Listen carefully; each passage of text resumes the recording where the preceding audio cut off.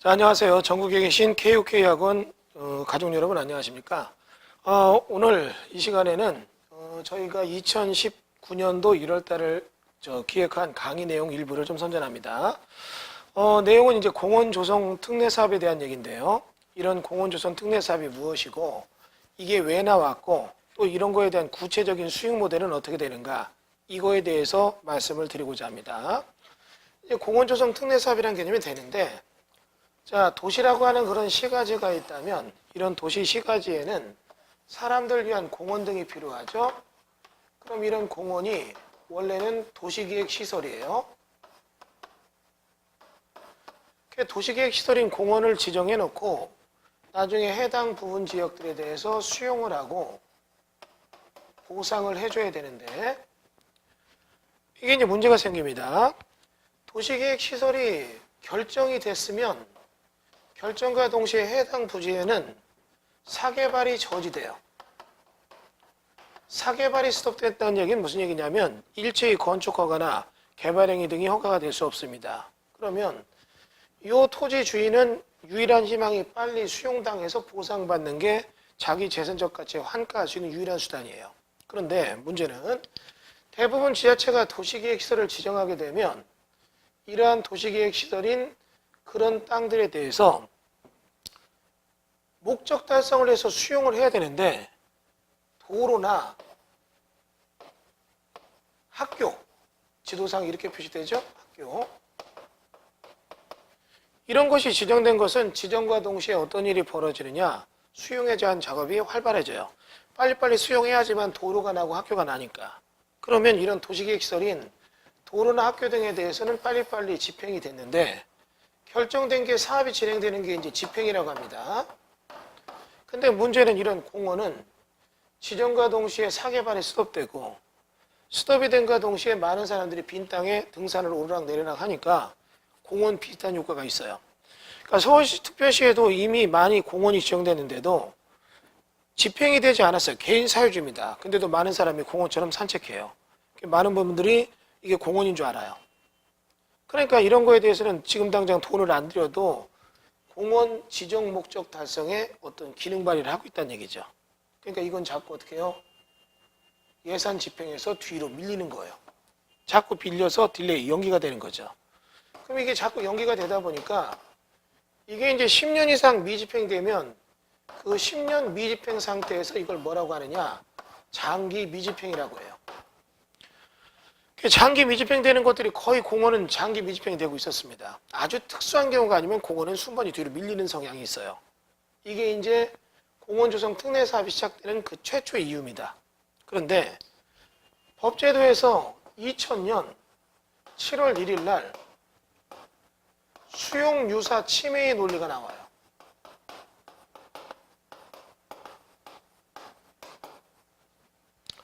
자, 이제 이거 너무 공부가 깊게 들어가는 느낌도 있지만 기본적인 내용 설명에서는 설명을 드리겠습니다.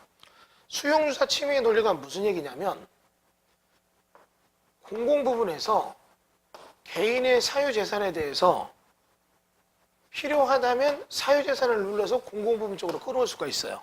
그럼 이런 것들이 이제 뭐가 있냐면 공용 제한이 있고, 공용 제한이 뭐냐? 개발 제한 구역이다.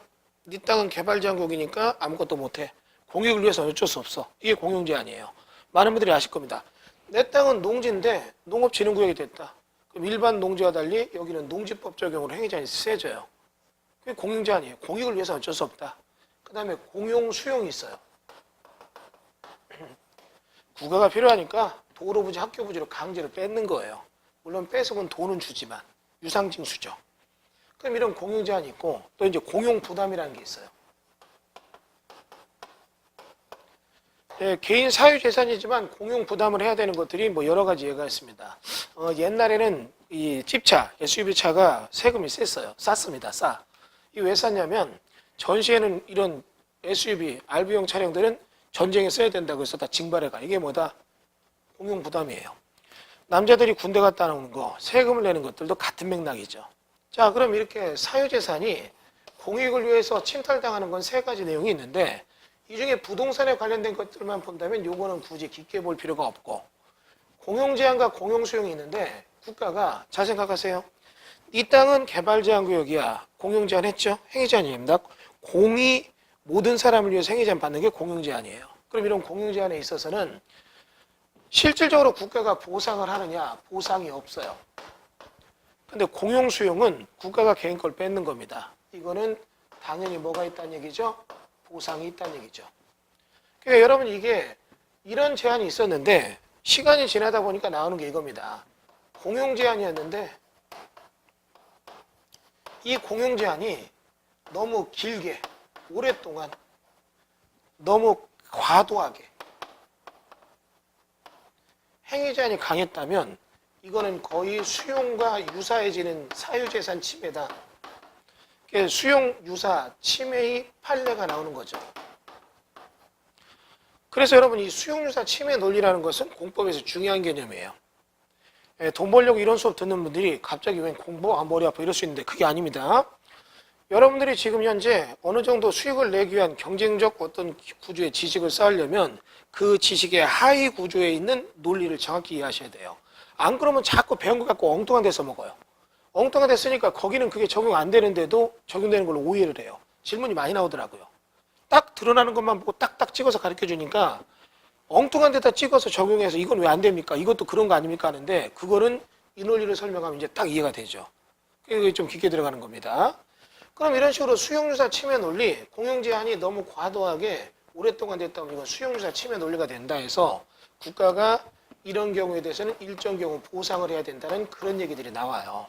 그러니까 그런 얘기들이 뭐냐면 도시계획설부지 지목이 대인 땅 10년 미집행에 대한 매수 청구권 또는 개발제한구역법이나 산지관리법의 공인용 산지 등이라든가 군사시설 보호법 등에는 행위제한이 강해요. 근데 이게 강하지만 딴 데보다 너무나 강하고 세게 나간다면 이때는 수용유사 침해 논리에 따라 이거 니네가 사가 이거 아무것도 못 쓰게 됐으니까 사가 이러면 이런 청구를 하게 될 때 이거는 형성권이에요. 국가는 이걸 사줘야 됩니다. 나 안 사 이렇게 하면 안 된다는 얘기죠. 이런 얘기가 등장을 해서 수용유사 침해 논리가 있었고 이 상태에서 또 법은 뭐를 뒀냐면 이 얘기랑 같이 또 하나 둔 게 뭐냐면 쭉 진행돼서 20년 장기 미집행이 됐다. 그러면 이거는 이길 실효예요. 다음날 실효가 되는 겁니다. 그러니까 이제 이길 실효가 된다. 너무나 이건 너무나 오래 갔다. 그럼 이거는 하지도 않을 거면서 공용제한 했으니까 이건 없어져야 된다. 그래서 실효제도를 둬요. 그러면 공원이 지정되거나 도로가 지정되는데 20년 미집행됐다면 이거는 이길 날 실효가 돼서 없어집니다. 그럼 이 제도의 기산점은 얘가 지정된 날짜부터 따지는 게 아니라 지정은 97년도에 됐다 하더라도 이때는 이런 제도가 없었잖아요. 그러니까 이때는 주장하지 못하고 어떻게 해요? 2000년 7월 1일 기점으로 해서 다시 20년 따져서 2020년 7월 1일로 없어지는 게 돼요. 자, 그럼 2020년 7월 1일 없어지면 여러분 2019년도 올해 1월 달입니다. 현재. 그러면 1년 반을 따져간다면 내년도 2020년 7월 1일 약 18개월 후에는 엄청나게 많은 20년 장기 미집행으로 실효가 되는 것들이 많아요. 그러니까 이 상태에서 이걸 좀 어떻게 그대로 두고 있다가 갑자기 실효되면 이 넓은 땅 공원 부지가 만약에 15,000평이면 없어지는 순간 공원 부지가 아닌 자연녹지가 되면 갑자기 서울특별시의 도심 속의 전원주택에서 막 분양되면서 집들이 지어질 거죠. 그러면 이런 식으로 막 이게 지어지게 된다면 공원 부지가 없어지면서 서울의 개발의 밀도가 더 높아져요. 그러면 여러분 이렇게 돼가지고 이 상태로 있을 때 가만히 있다 보면 여기가 과밀화돼요. 그리고 이제 문제가 생깁니다. 갑자기 공원 부지가 있을 때는 여름철에 주변 온도가 안 올라갔는데 이 공원 부지가 해제가 돼서 여기가 현재 집들을 짓고 나니까 이 지역이 여름철에 막 도시 온도가 올라가면서 여러 가지 질병들이 나올 수도 있고 비만 오면 전에 공원일 때는 빗물이 나뭇가지에서 한번 받고 떨어지면서 땅속에서 받고 흐르다 보면 나뭇가지나 풀 등이 있어가지고 흐르는 속도가 늦으면서 땅속으로 스며드는 게 많아서 나뭇가지가 뿌리를 흡수하면서 댐 역할을 했는데 이걸 집을 싹 짓고 나니까 여기가 높아요. 빗물이 쏟아집니다. 이 동네도 물이 막 흥건해서 흘러내리죠. 밑에 지역엔 침수 피해가 나오죠. 막 이런 사태가 나와요. 이거 공원이 필요한 이유인데 공원이 없어지는 순간 도시에는 엄청난 자연재해가 일어나기 시작해요. 그러더니 공원이 없어지고 서울시 온도가 막 갑자기 저쪽에 있는 동남아, 인도네시아 막 그런 국가들 여름철 온도처럼 올라가더니 아열대성 질병에 창궐하더니 서울에는 엄청난 전염병이 돌았다. 옛날 메르스나 이런 거 기억나시죠? 이 순간 엄청난 피해가 나올 수가 있습니다. 그래서 생각하는 거죠. 야, 이거 이대로 가면 안 돼. 그래서 이런 부분 때문에 1차적으로 머리를 써서 등장시킨 게 있습니다. 1차적으로 머리를 써서 야, 이거 안 되겠다. 그래서 이제 국계법이 약 10여 년 전에 도시, 자연, 공원, 구역이라는 걸 만들어요. 그래서 국계법에 도시, 자연공원을 만들어서 수용은 하지 않고 여기가 공원구역, 그러니까 우리가 알고 있는 자연공원구역 있잖아요. 계룡산 공원 아시죠? 한라산 자연공원구역. 그럼 이걸 행위제한으로 해서 이런 걸 좀 행위제한으로 바꿔서 보전하자 이렇게 얘기를 했었어요. 그러니까 지금 현재 10년 미집행된 것들에 대해서는 지금부터 미리미리 대처를 하자. 그래서 이런 거를 해제할지 아니면 수용을 할지, 수용하게 된 보상이죠. 예. 이걸 결정하자 했는데 다른 것들 학교에 대한 건 해제하든지 수용하든지 이런 게 답이 딱딱 떨어지는데 여기는 정말 답이 없어요. 노답입니다. 노답. 답이 없어요. 무슨 얘기냐? 여기 공원의 평수를 따져보니까 엄청나게 많은 평수예요. 이거는 보상에 대한 것들이 엄청 높고 지자체 예산은 적고 국가한테 헬프이라면 국가는 줄 돈이 없고 그래서 야 이걸 해결하자고 해서 행위제한을 슬쩍 바꾸는 도시자연공원구역 제도를 만들었어요. 이게 만들어지는 2010년도쯤에서는 논의가 많았습니다. 이거는 정말 사회재산 강탈이다. 야 치사한 방법이다. 별 얘기가 많았거든요. 그런데 하나 얘기할게요. 이게 이제 도시자연공원구역이 문제가 돼서 행위제한이 가는 쪽이 어디냐면 이게 경기도 외곽 쪽만 이걸로 가요. 여러분 경기도 외곽은 주의하셔야 됩니다. 공원구역이 있어서 이런 것 곧 해제될 것 같다. 해제되면 대박이죠. 수용당해도 보상받으면 환가성이 있죠. 그래서 이런 데 투자했는데 이게 자연공원구역으로 딱 갔다. 그러면 행위제한 받고 아무것도 못해요. 노이즈에서 일부 만드는 거 외에는 아무것도 할 게 없습니다. 그러면 이런 부분 때문에 이게 문제가 될 건데 경기도 외곽은 이게 이런 식으로 수용 보상 예산 없고 해제되면 안 돼. 어떡하지? 이런 걸로 해결이 됐어요. 그러나 경기도 외곽이 아니라 경기도 센터 중심, 그 다음은 서울에서는 도시 자연공원구역 행위제한으로 편법으로 이렇게 해서 필요한 공원 유지한다는 게 어렵습니다. 왜? 도시자연공원구역이 지정 조건에는 식생이 양호한 이런 얘기가 나와요. 여러분 이렇게 한번 볼까요? 식생이 양호하다 이런 거 볼게요. 여러분이 보니까 자연공원구역이라고 해서 놀러 갔습니다. 여름철에 등산 가요. 겨울철에 등산 갑니다. 가을철에 벚꽃놀이, 단풍놀이 가고 봄철에 어떻게 벚꽃놀이 가죠? 공원구역 갔을 때 막 산새가 우거지고 아름다운 산새가 있고 막 새소리 날리고 이러면 야 좋다 이러죠? 당연하죠. 그런 데가 공원구역이에요. 갔더니 허허벌판에 나무도 없고 동물도 하나도 없고 뭐 이렇게 척박해요. 이런 데는 보존적 가치가 없이 개발할 땅들이에요. 그럼 이런 데다 왜 공원구역 지정했지 이 생각 들죠. 마찬가지입니다. 서울이 있고 경기도가 있다면 서울 인센터, 그 다음에 경기도 센터 이런 데 지역들에 대해서 그냥 나무나 있고 새나 있지 여기에 식생이 양호하다? 어떤가 생각해 보세요. 식생이 양호하지가 않아요. 멧돼지가 서울시에 출몰합니다. 왜 그럴까요? 식생이 양호해서 숲속에 먹을 게 많고 이러면 멧돼지 그 안에 있지 안 나와요. 식생이 양호하지 않고 먹을 것도 별로 없고 나무 몇 개 있고 이 정도 뿐이에요. 그러니까 멧돼지도 거기 먹을 게 없잖아요. 숲이 많아야 거기에 뭐 여러 가지 뭐 먹을 것도 있을 건데 그냥 걔들도 내려오잖아요. 그러니까 식생이 양호하다. 그래서 이걸로 지정해서 편법으로 공원을 유지하려 했더니 식생이 양호한 데가 없어서 지정 조건이 안 맞는 거예요. 그러니까 이제 서울시가 문제입니다. 경기도도 문제입니다. 야 식생이 양호하다. 그럼 지정해서 몇 군데라도 해결하겠다. 평택 같은 데는 일부 해결한 데가 있어요. 도시 자연공원구역 지정해서 공원이 해제되기 직전에 딱 지정함으로써 공원구역은 해제됐고 수용은 안 합니다. 그러나 개인들 그 주인들이 환호하는 건 딱 이틀 뿐이었어요. 갑자기 도시자연공원이 딱 지정되니까 아무것도 못했잖아요. 이런 데는 여러분 투자 주의보죠. 굉장히 조심해야 돼요. 그러니까 공원이 해제된다, 미집행돼서 해제되는 데가 이런 데로 간다, 조심해야 되는데 식생이 양호하다, 그 조건 봐야죠. 이런 것 때문에 서울시가 비오톱 전수조사를 했어요. 야, 식생 양호해서 공원구역 지정 조건에 맞는 데가 잘 안 나옵니다. 안 나오면 이거를 그냥 두자니 아이고 머리 아파, 해제되는 순간 아까 말한 서울시가 직면한 여러 가지 문제점, 그럼 수용하려니까 돈이 없는 문제점, 이것도 저것도 아니잖아요. 그래서 서울시가 고민하고 경기도 지역이 고민하고 광역시 지역이 고민하는 거예요.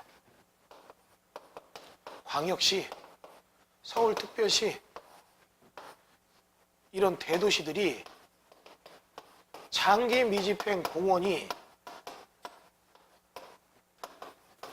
해제가 된다. 아이고 머리 아파, 큰일 났다. 서울시는 발표했습니다. 그러면 이 공원구역에 대해서는 나는 100% 해제 못한다. 다 공원 만들겠다. 왜? 이거 없어지면 큰일 나니까. 경기도 권역도 그런 입장이에요.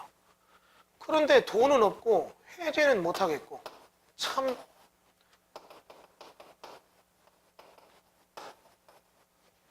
해제는 안 돼, 수용보상해야 돼, 돈은 없고, 문제잖아요. 여러분 이런 논리에는 여러분도 살면서 많이 겪습니다. 뭐는 해야겠고 돈은 없고. 그러면 이제 방법을 찾죠. 그래서 여기가 공원구역이라면 이런 데다가 민간 쪽에서,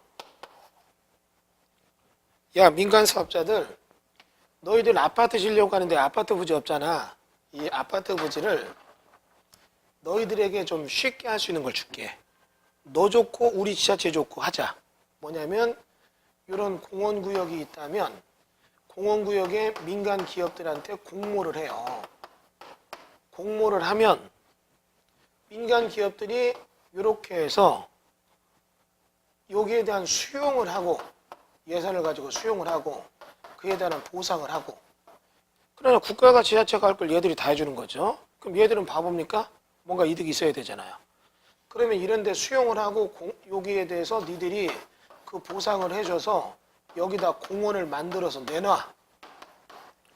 대신 원래 지정된 면적의 70%만 그렇게 내놔. 그러면 나머지 30%에 대해서는 너희들이 수용을 해서 가진 이 땅에 대해서는 용도 지역 등에 대한 상향을 해주는 거예요. 용도 지역 상향이 무슨 얘기냐? 이런 얘기죠. 원래 공원구역 지정된 데의 대부분 용도 지역이 자연녹지 등이에요. 그러면 이런 자연녹지 등에 대한 부지를 일반 주거지역으로 바꿔주겠다는 얘기죠. 그럼 이게 지금 현재 15,000평 정도 됐다면 여기서 이거를 수용을 해서 자연녹지의 공인용산지, 보존산지 이런 데잖아요. 이런 데 땅들 보상가가 얼마 안 되니까, 다만 면적이 커서 큰 거죠. 그럼 이런 것들을 기업이 수용권 발동해서 다 수용해서 보상해주고 공원을 만들어주면 나머지 30%에 대한 요 땅에 대해서는 용도지역을 일반적으로 바꿔주면 얘들은 일반적인 용도지역에 이 정도 땅 사는 거에 비용이 여기 들어갔을 거야 아마. 다시요. 평당 50만 원이면 50만 원씩 보상했다고요. 근데 여기 있는 땅이 딱 보상해주고 나니까 여기 있는 나머지 30% 땅이 일반 주거 되니까 이 지역에서 가격이 얼마 가느냐? 한 300에서 350 가더란 얘기예요. 그러면 얘들은 일반 주거 지역 350만 원짜리 땅 사거랑 거의 똑같이 돈 드는 거죠. 그러면 15,000평 중에서 30%는 대략 얼마입니까? 4,500평 정도를 얘들이 갖고 여기다가 아파트를 짓는 거예요. 그럼 아파트를 지어서 이거를 분양한다 이런 얘기죠. 그러니까 이런 얘기가 뭐냐? 공원 조성에 대한 특례 사업이에요. 그러니까 공원 조성 같은 거는 공공부문이 수용해야 되는데 민간 부문에게 수용하게 되니까 그런 내용의 특례가 된다는 얘기죠. 여기에 정확한 표현을 보면 민간 조성 공원 특례 사업이라는 개념이 되는 거죠.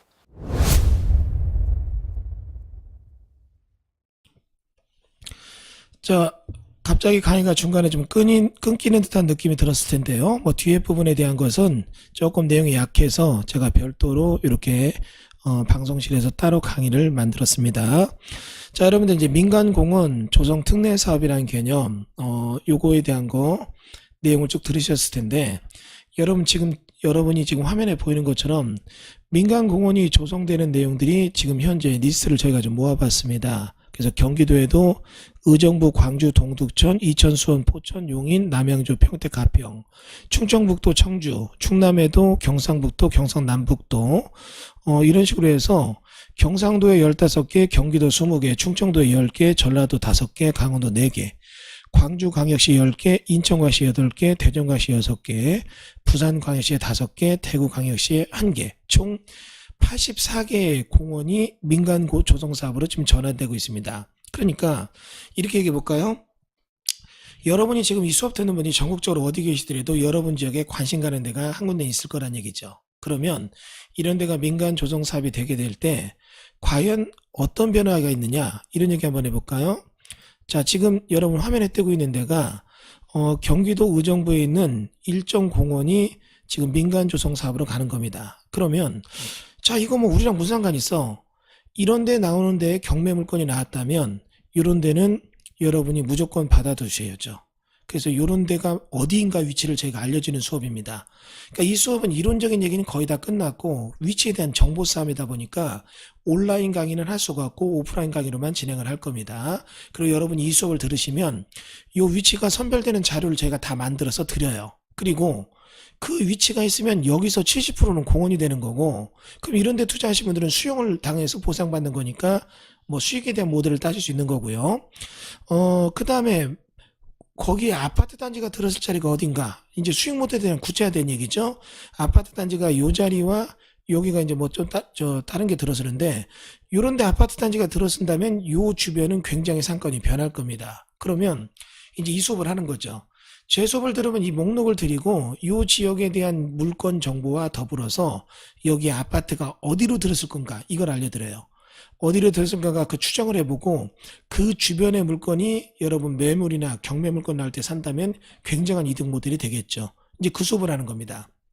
그러면 도대체 여기 있는 공원 부지 전체 중에서 왜 여기가 아파트 부지가 들어왔느냐, 들어올 수밖에 없는 이유가 있습니다. 이거를 이제 본 강의 때 말씀드리고, 요거에 대한 거를 지금 여러분 보시는 것처럼 84개 지역에 대해서 쭉 분석을 하면 여러분이 그 지역 경매물건 투자거나 그 주변 지역 투자를 이 바운더리, 전체적 바운더리 중에 어느 쪽으로 아파트가 들었을까? 내가 땅을 샀는데 이런 데 샀더니 아파트가 들어서지 않고 그냥 공원 수용당했다. 아무 의미가 없죠. 내가 땅을 샀는데 이 앞에 샀더니 아파트 단지가 들어섰다. 여기는 완전히 집가가 급등하고 굉장히 이 토지, 부동산 가치가 변화될 겁니다. 이런 거 보는 수업을 하는 겁니다. 자, 여러분들 그래서 이런 수업을 제가 하게 되는데 지금 보시는 것처럼 이 지역에 대한 것들 2019년도 이거 현찰이고 정보고 즉각적인 자산가치 증식의 기회입니다. 시간이 지나서 발표되면 아무 의미가 없으니까 놓치지 말고 이번 수업 꼭 들어주시기 바랍니다. 자, 여기까지 해서 공원조성 특례 사업에 관한 일반 개요 강의를 마쳤습니다.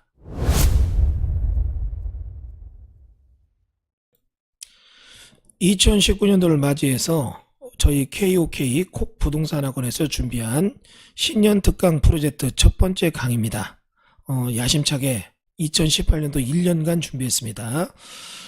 공원 조성 특례 사업과 제2 외곽 순환도로 주변 지역의 개통, IC 개통 지역, 그리고 향후 3년간 가장 핫한, 가장 경기도에서 부동산 지가 변동이 높을 지역도로 관망되는 용인시와 평택시 도시기본계획 2035가 올해 2019년 1월 1일로 나왔기 때문에 여기에 대한 내용을 준비했습니다. 자, 네 가지죠. 외곽순환도로 IC가 개통되면서 지가가 아주 급등하고 그럴 지역. 그 다음 두 번째는 여러분 알고 있는 것처럼 도시기본계획 2020에서 2035로 돌파하면서 평택시 도시기본계획, 그리고 공원 조성 특례 사업에 대한 지가 상승 급등 지역. 예, 이거를 이제 강의할 겁니다. 교육을 신청하시는 방법은 네이버에서 이주한 카페를 검색해서 들어오면 됩니다. 카페 첫 화면에서 공원조성 특례사업 배너를 클릭합니다. 동영상 강의 밑으로 이번에 개강하게 될 교육의 내용이 있습니다. 지금 보시는 것처럼 간략히 내용을 말씀드리면 공원 조성 특례 사업을 통한 유력하게 검토되는 지가 급등 지역 어떻게 선정할 것인가, 그 확인 방법을 말씀드릴 겁니다. 이거에 대해서는 이미 동영상을 통해서도 여러분에게 기본적 개요 설명을 드렸고, 두 번째는 여러분들 20년 전 30년 전에 제1외곽순환도로가 개통되면서 신도시가 들어왔고 그 주변 지역이 굉장히 개발됐는데, 요번에 제2외곽순환도로가 지금 개통 직전에 여러 군데가 공사 중에 있습니다. 그러면 이렇게 공사되게 되는 지역들에서 지금 여러분 화면에 보시는 것처럼 우측편에 봉담, 송산, 이천호산 등이 구간등 미개통 구간이 있으면 각 지역별로 IC 예정지가 있어요. 저희가 이 정보는 공개하지 않았지만 IC 예정지 위치를 선정하죠. 지금 우리 보면 이쪽 화면에 보면 이 지역별로 IC 개통 지역 일부 하나를 보여드립니다. 그러면 이 지역에 IC가 나오게 되면 여기에 지가 급등이 무조건 다 되느냐? 그게 아니란 얘기입니다. IC가 개통되면 IC 개통된 데에서 이거를 연결해 받는 면도나 니도나 국지도나 국도나 지방도, 도시계획도로가 어떻게 나는가, 그리고 이 주변 지역을 볼 때 해당 지역 주변 언저리 어디에서 땅을 사야 돈 버는가, 요거에 대해서 정확한 강의를 해보겠습니다. 나름대로 1년간 보고 듣고 연구하고 현장 답사한 내용들이 다 총체적으로 나올 거니까 기회 놓치지 마세요. 자, 그 다음 세 번째는 우리가 지금 알고 있는 것처럼 용인시 도시기본계획, 그 다음에 평택시 도시기본계획 2035에 대해서 도입을 해보겠습니다. 누가 뭐래도, 그리고 대한민국 자타가 인정하는 거대 도시 발전을 눈앞에 두고 있는 게 용인시와 평택시입니다. 이 두 지역은 모두 다 도시기본계획상으로 인구가 100만이 넘어가는 광역시급 도시로 발전되고 있는데, 과연 이런 도시기본계획에서 양과 질적으로 변화되는 것이 어디인가, 이런 거를 저희가 정확하게 집어서 강의를 하겠습니다. 일자는 2019년 1월 14, 20일, 28 3일 동안에 오후 저녁 7시부터 10시까지 진행되게 됩니다. 총 3시간씩 3번에 걸쳐 9시간에 걸쳐서 진행될 것이며, 수강료는 해당 교육이 이제 여러분 미리 말씀드릴게요. 굉장히 민감한 사항이라 이번에는 온라인 교육으로는 진행하지 않습니다. 이거는 여러분 즉각적인 현찰이 되는 수업이기 때문에 되게 폐쇄적이고 제한적이고 보안이 유지되는 수업이 될 것 같습니다. 그리고 여러분 수강료는 KOK 지금 여러분 알고 있는 것처럼 연회원들은 우린 혜택이 없냐 이럴 텐데, 이분들은 39만 원을 받을 수 있고 나머지 분들은 69만 원에 수업을 들을 수 있습니다. 만약에 이제 69만 원이 비싸다 이런 분들은 아예 연회원을 가입하시면서 요 수업 별도로 등록하시면 비용 부담이 좀 줄을 수 있을 겁니다. 말씀드릴 것은 이거는 여러 가지 대회비가 많다 보니까 선착순 30명으로 제한하고 있습니다. 지금 주변에서도 한 14분 정도가 수업을 듣겠다고 저한테 개인적으로 요청이 들어와 있습니다. 이분들이 지난 년도 개발자격 해제 지역 같은 거 수업을 들었는데, 그렇게 해서 여러분들 수익을 많이 냈던 분들이 또 이번에 올해 또 따라 붙으셨더라고요. 그래서 여러분들 보는 것처럼 다시 KOK 일반 회원 69만 원, 그리고 KOK 정규 회원 같은 경우는 약 40% 할인해서 39만 원 책정했습니다. 그 다음 보면은 신청하는 방법은 내용 하단부에 정규과정 신청하기 클릭을 하시면 됩니다. 그러면 여기 보면 클릭을 하게 되면 작성하는 홈페이지가 있으니까 성명과 연락처를 기재해 주시고 본인이 회원 등급에 맞게 금액을 체크하신 후 기재된 계좌번호로 입금해 주시면 수강 등록이 완료됩니다. 카드 결제는 본원 상담실 언제나 예쁜 목소리로 전화 상담해 주신 우리 조진 실장에게 010-8712-5066으로 전화 문의 부탁드리겠습니다. 자, 감사합니다. 여러분 모두 새해 복 많이 받으시고요. 여러분들과 함께 우리 KOK 학원도 더욱더 번성하고 여러분들에게 어떤 재테크의 나침판이 되는 그런 교육과정을 계속 만들어서 여러분에게 공급해 드리겠습니다. 감사합니다.